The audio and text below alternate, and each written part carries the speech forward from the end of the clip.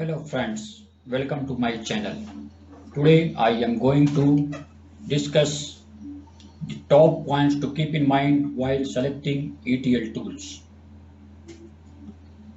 ETL, extract, transform and load, or ELT, extract, load and transform, is a major part of any data warehousing, data science and machine learning project. Any experienced data scientist knows well that high quality data is the starting point of any successful data science project.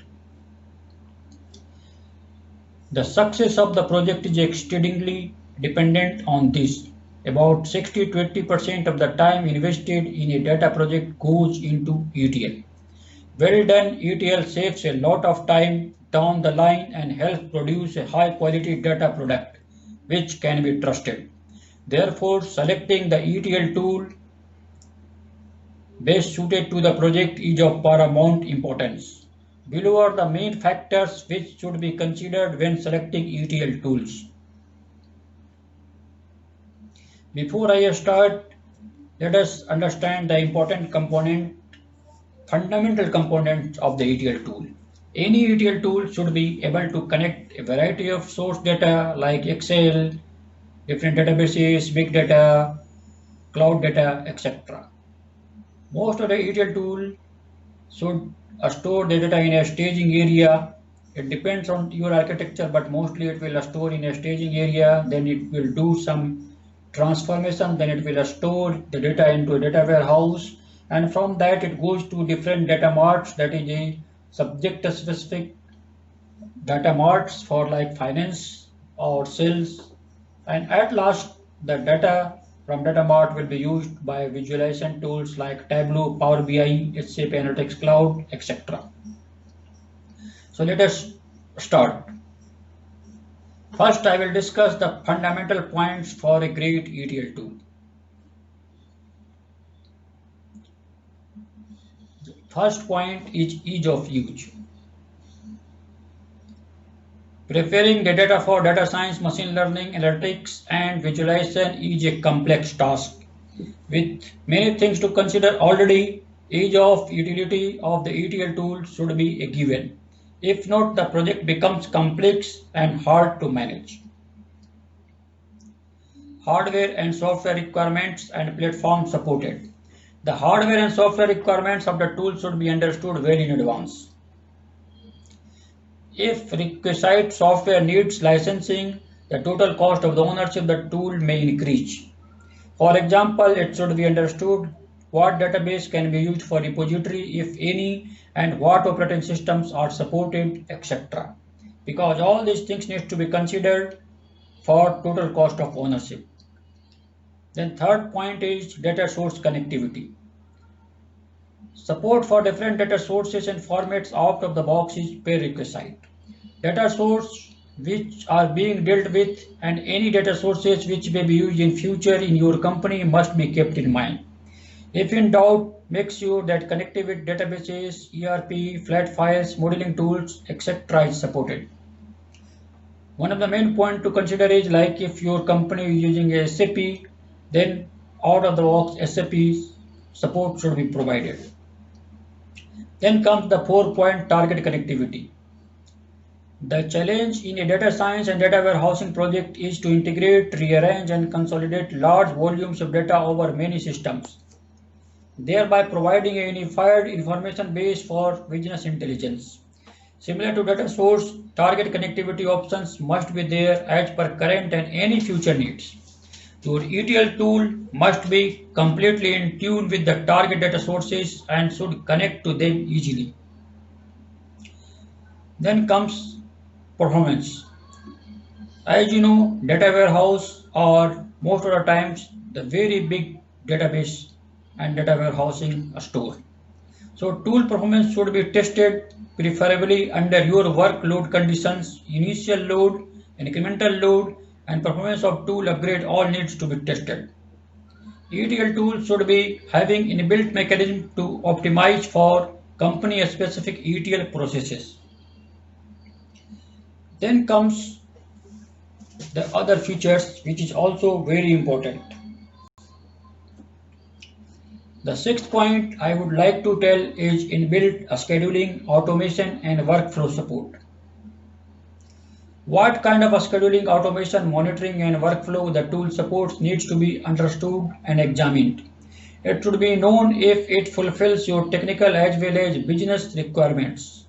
A special attention should be given to understand how the tool handles failure due to various reasons like data errors, source, target connectivity problems, etc. Also try to find out what kind of integration is possible with company email and existing authentication systems. Then comes metadata features.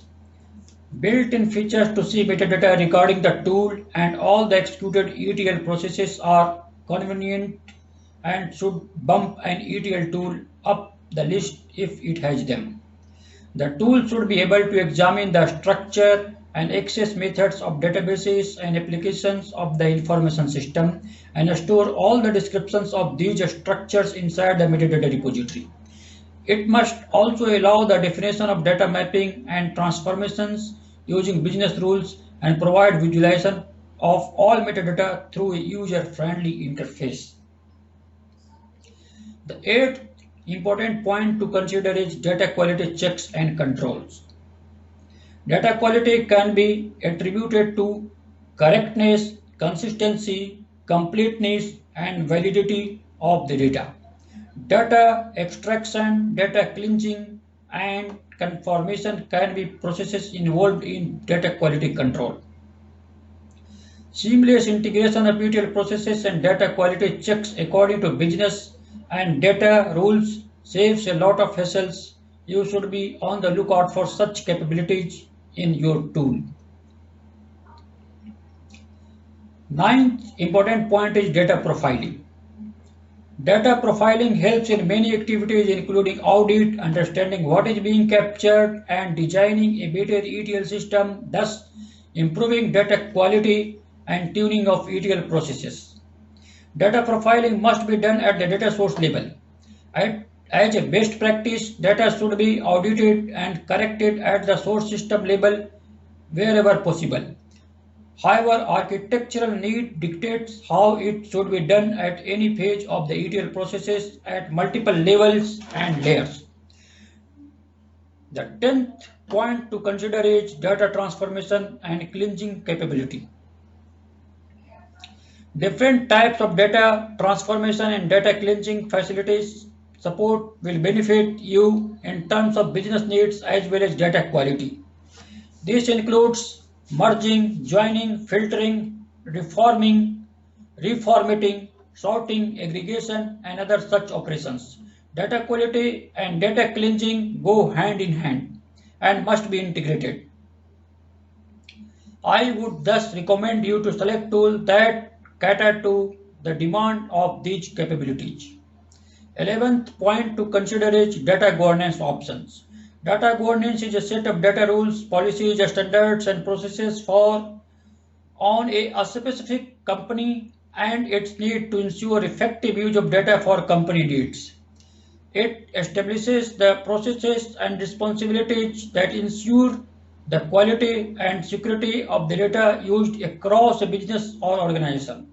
Data governance defines who can take what action upon what data in what situation using what methods.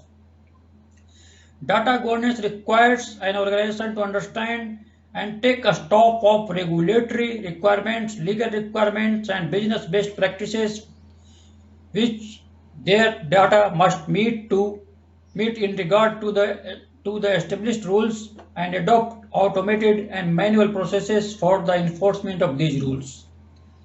If ETL tools are able to manage and fulfill data governance during various ETL phases based on certain rules using metadata, it will be great. Then comes the features which is still needed to make a ETL tool even greater. The 12th point I would like to talk about is data security. As you know, the data security is of paramount importance and one of the most important features of this days requirement. Data security features at multiple levels like access control, role-based access control, encryption, etc. Protect your organization from intellectual property theft, break-ins, etc. When it comes to enterprise information security features, the safer, the better.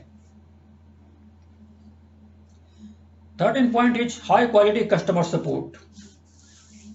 Options for consultation and training, online tool demand demos, training etc.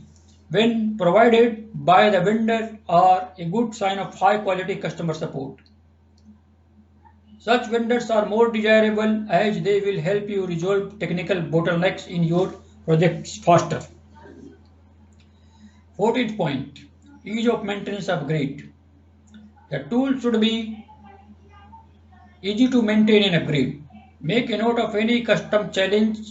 Make a note of any custom changes that are needed to fulfill your company business specific requirement and how they will go through once you migrate the tool to a new version.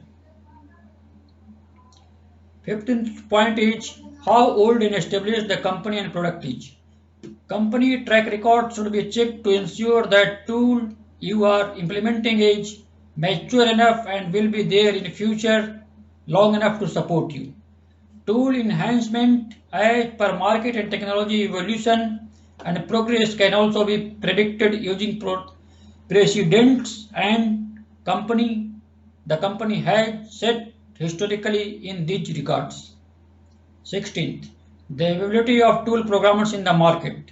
This point and previous point go hand in hand. If company is established and well accepted, tool programmers will be easily available. 17th and last point I would like to consider is budget, as it will definitely drive your total cost of ownership of the product and the project. So you need to consider surprise cost increase are the bane for any profitable purchase. Make sure you consider all factors so as to successfully compute and understand tool pricing and total cost of ownership. Total cost of ownership can be calculated based on tool cost, development cost, support cost, any extra hardware and software needs, etc. That's all for my friends.